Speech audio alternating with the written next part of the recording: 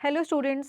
Bihar exams की अगर बात की जाए तो एईडीओ और बीएसएससी इंटर लेवल का जो एग्ज़ाम है, अगर अगर आप कार्यालय परिचारी की भी तैयारी कर रहे हो तो साइंस के कुछ ऐसे टॉपिक हैं जहां से एग्जाम में फ्रीक्वेंटली सवाल पूछे जाते हैं। जैसे आज हम इस टॉपिक के बारे में बात करेंगे। इस टॉपिक का नाम है नर्वस सिस्टम, या जिसको हम तंत्रिका तंत्र कहते हैं। तो आइए ज़रा इस टॉपिक को समझते हैं और इस टॉपिक से रिलेटेड क्वेश्चंस को भी हम लोग यहाँ पे डिस्कस करेंगे। सबसे पहले जब भी हम बात करते हैं तंत्रिका तंत्र की, नर्वस सिस्टम की बात करेंगे, तो नर्वस सिस्टम एक्चुअल में हमारी बॉडी में क्या काम करेगा? कंट्रोल और कोऑर्डिनेशन का काम करेगा। यानी हमारे शरीर के अंदर जितने भी अंग हैं उन अंगों के कार्यों को नियंत्रित करेगा। नियंत्रित करने के अलावा उन जो भी अंग हैं उन अंगों के कार्यों के बीच में क्या करेगा भाई? कोऑर्डिनेशन भी बिठाएगा, समन्वय भी बिठाएगा। हालांकि अकेला नर्वस सिस्टम ये काम नहीं कर सकता, इसमें हेल्प करता है एंडोक्राइन सिस्टम। तो जो अंतःस्रावी तंत्र है वो भी इसमें क्या करता है? मदद करता है नर्वस सिस्टम की। अब ये जो हमारा नर्वस सिस्टम है वो मेजरली दो भागों में बटा हुआ है, जो कि आप सभी लोग जानते हैं। नर्वस सिस्टम की अगर मैं बात करूं तो मेजरली ये दो पार्ट्स में डिवाइडेड है।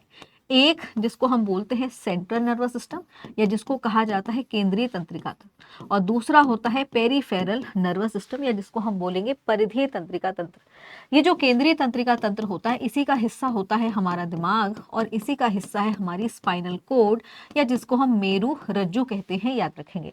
पेरिफेरल नर्वस सिस्टम की बात करूं तो ब्रेन और स्पाइनल कोड को छोड़कर बाकी जो हमारी बॉडी में नर्व्स हैं, जो हमारी बॉडी के अंदर सारे के सारे इन्फॉर्मेशन को दिमाग तक लेकर जा रही हैं, दिमाग से इन्फॉर्मेशन को बॉडी के और अंगों तक लेकर पहुंचा रही हैं, तो वो सब पेरिफेरल नर्वस सिस्टम का काम होता है, याद रखेंगे, इंपॉर्टेंट है। अब ये जो हमारा तंत्रिका तंत्र है इसकी जो क्रियात्मक इकाई है वो न्यूरॉन होती है ना। न्यूरॉन जो है वो इसकी क्रियात्मक इकाई है। यानी ब्रेन में और स्पाइनल कोड्स में आपको क्या मिलेंगे? न्यूरॉन्स मिलेंगे, और ग्रुप ऑफ न्यूरॉन्स, याद रखेंगे। न्यूरॉन का जो समूह होता है उसको नर्व कहते हैं, याद रखना है। न्यूरॉन का जो समूह होता है उसी को हम नर्व बोलते हैं, याद रखना है, उसी को नर्व कहा जाता है, ध्यान रखेंगे।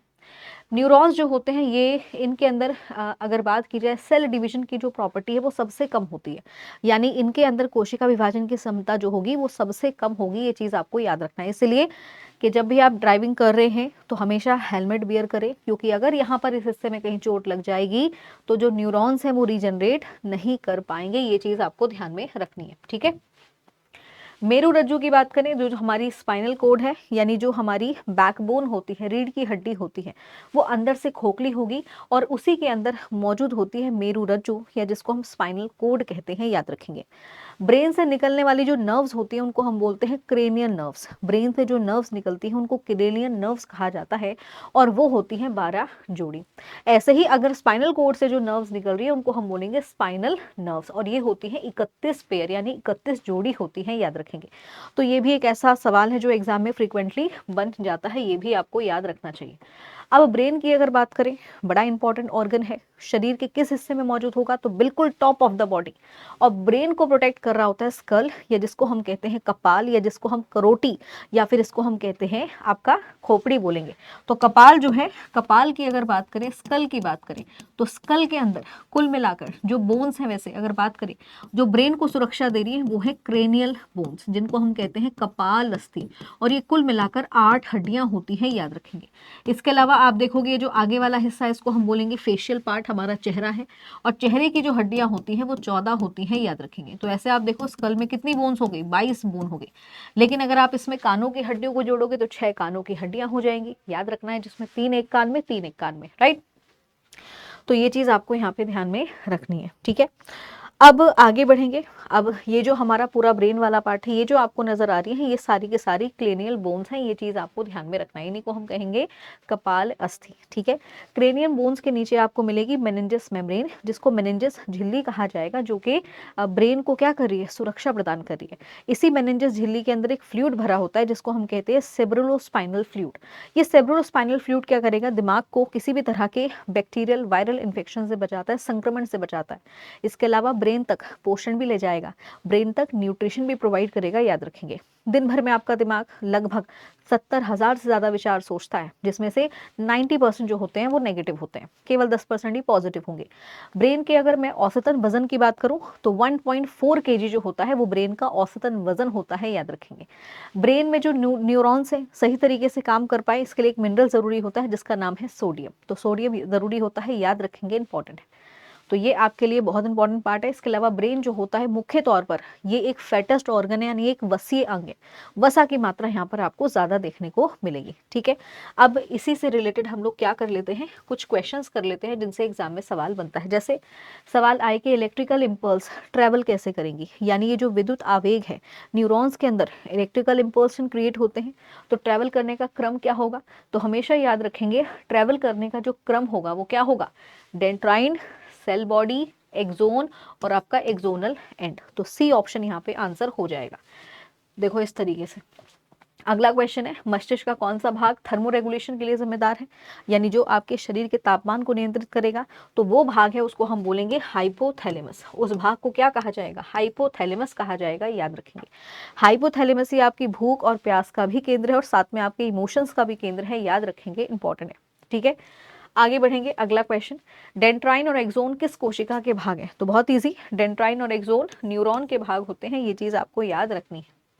देखो ये है आपका न्यूरॉन सेल, ये जो आपको नजर आ रहा है इसको हम बोलेंगे न्यूक्लियस, ये है सेल बॉडी यानी जिसको कोशिका काय कहा जाएगा, ये रहे एक्सॉन और ये रहे एक्सोनल एंड। तब यहाँ से सिग्नल जब दूसरी तरफ पहुंचेगा तो इलेक्ट्रोकेमिकल सिग्नल्स के रूप में पहुंचता है, याद रखेंगे। आगे बढ़ेंगे, स्लीप एपनिया ये जो बीमारी है इसमें नींद में व्यक्ति क्या करता है, तो इसमें नींद में व्यक्ति खर्राटे लेता है। क्या करता है भाई, खर्राटे लेता है, याद रखेंगे। अगला क्वेश्चन, अगला सवाल, निम्नलिखित में से कौन सा मानव मस्तिष्क का मुख्य सोचने वाला भाग है। भाई दिमाग का कौन सा भाग है जो मुख्य सोचने का काम करेगा, सोचना, समस्या हल करना, आपका इंटेलिजेंट ब्रेन। तो वो आपका होता है सेरिब्रम। सेरिब्रम जो होता है वो आपके दिमाग का लगभग 2/3 हिस्सा है। ये दिमाग का सबसे बड़ा भाग है, ये भी चीज आपको याद रखनी है। सेरिब्रम जिसको हम प्रिय मस्तिष्क कहते हैं, राइट। आगे बढ़ेंगे, खांसी और छींकने जैसी अनैच्छिक गतिविधियों को नियंत्रित करेगा, कौन करेगा। तो खांसना और छींकना जैसी अनैच्छिक गतिविधियों को नियंत्रित करता है मेंडुला ओब्लंगेटा, जो कि आपके हिंड ब्रेन का हिस्सा है, यहाँ पर मौजूद होता है, याद रखेंगे। आगे बढ़ेंगे, ताप, स्पर्श और दाब का केंद्र क्या होगा। भाई कौन सा हिस्सा होगा जहां पर आपको प्रेशर, हीट, टच, कोल्ड ये सब फील होगा। तो वो है पेरिएटल लूब। पेरिएटल लूब की अगर बात करें तो ये जो आप देखोगे इसको हम फ्रंटल लूब बोलेंगे, साइड में आपका पेरिएटल लूब, थोड़ा और पीछे जाओगे ऑसिपिटल, और साइड में आपका टेम्पोरल लूब होता है। टेम्पोरल लूब ऑडिटरी चीज़ों को करेगा, सुनने से संबंधित क्रियाओं को, ऑसिपिटल विजन रिलेटेड चीज़ें, फ्रंटल लूब तुम्हारा एक्चुअल में इंटेलिजेंट ब्रेन है, प्रॉब्लम हल करना, विल पावर, कंसंट्रेशन, ये सब आपके फ्रंटल लूब से ही होता है। ठीक है, इसलिए आपने देखा होगा जब आपको कोई आशीर्वाद देगा तो यहीं पर हाथ रखता है। ठीक है, ध्यान रखेंगे, इंपॉर्टेंट है। अगला question, which part of the brain control the heart. Heart को कौन नियंत्रित करेगा। तो हार्ट की गतिविधियों को जो नियंत्रित करता है वो मेडुला ओब्लंगेटा करता है, याद रखेंगे। जैसे ब्रीदिंग दर हो गई, रेस्पिरेशन है, डाइजेशन है, आंखों का झपकना, हिचकी आना, ठीक है, वॉमिटिंग आना, उल्टी आना, मतलब ये सब क्रियाएं जो है मेडुला ओब्लंगेटा करेगा। निम्नलिखित में से किस अंग को सुई चुभने पर भी दर्द महसूस नहीं होगा। तो वो है आपका ब्रेन। ब्रेन में अगर आप यहाँ पर निडल भी चुभाओगे ना तो आपको पेन फील नहीं होगा, ये चीज आपको ध्यान में रखनी है। अगला सवाल, मानव में ब्लाइंड स्पॉट कहाँ पर होता है। तो मानव में अगर मैं ब्लाइंड स्पॉट की बात करूं जहां पर ऑप्टिक तंत्रिका और रेटिना का जंक्शन होता है तो ये वहीं पर मौजूद होता है, ये चीज आपको याद रखनी है। देखो इस तरीके से। अगला सवाल जैसे है, निम्नलिखित में से कौन मनुष्य में हृदय की धड़कन और श्वसन गति को नियंत्रित करेगा। तो जैसे मैंने आपको बताया कि दिल की धड़कन ऐसी एक्टिविटीज जो डायरेक्टली हमारी विल पावर से रिलेटेड नहीं है, जिसको हमारी इच्छा शक्ति नियंत्रित नहीं कर सकती है, तो उनको मेडुला ओब्लंगेटा करता है। और जितनी भी वॉलंटरी एक्टिविटीज हैं जैसे चलना हो गया, बोलना हो गया, ठीक है, तो ये क्या है, ये होती है सेरिबेलम, यानी जिसको हम कहेंगे अनुमस्तिष्क के द्वारा नियंत्रित होती हैं, याद रखेंगे। ठीक है, तो ये भी आपको यहाँ पे ध्यान में रखना है, जो कि इंपॉर्टेंट है। अगला सवाल, सेरिबेलम के संबंध में कौन सा कथन गलत दिया गया है। तो जो कथन गलत दिया गया है वो कथन आपको याद रखना है। सेरिबेलम को ही हम लिटिल मस्तिष्क कहते हैं, छोटा दिमाग बोलते हैं, और ये हिंड ब्रेन का हिस्सा होता है, याद रखेंगे, और ये पिछले भाग में मौजूद होता है। इसका काम बेसिकली स्पीच, देखना, सुनना, गंध पहचानना, इन चीज़ों का नहीं होता। ये पाचय मस्तिष्क का भाग है और ये हमारे शरीर का संतुलन बनाए रखता है, ये चीज़ आपको याद रखनी है। तो जो भी इनवॉलेंट्री एक्टिविटीज होंगी वो इसी के द्वारा नियंत्रित होंगी, याद रखना है।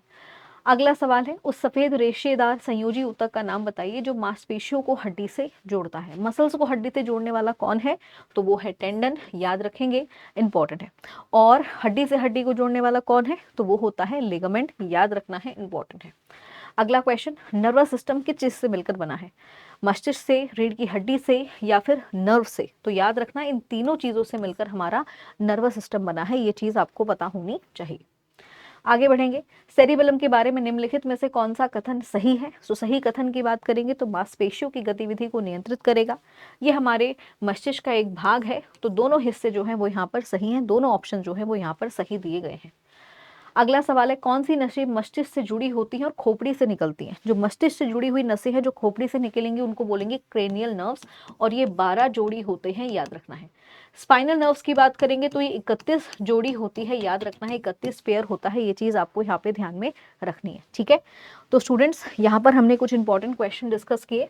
अब आप लोगों के लिए एक होमवर्क होगा, और होमवर्क का क्वेश्चन ये है कि आप लोग मुझे बताएंगे उस सिस्टम का नाम बताइए जो आपकी हर गतिविधि को नियंत्रित करता है। भाई वो सिस्टम कौन सा है जो आपकी हर गतिविधि को नियंत्रित करता है, ठीक है।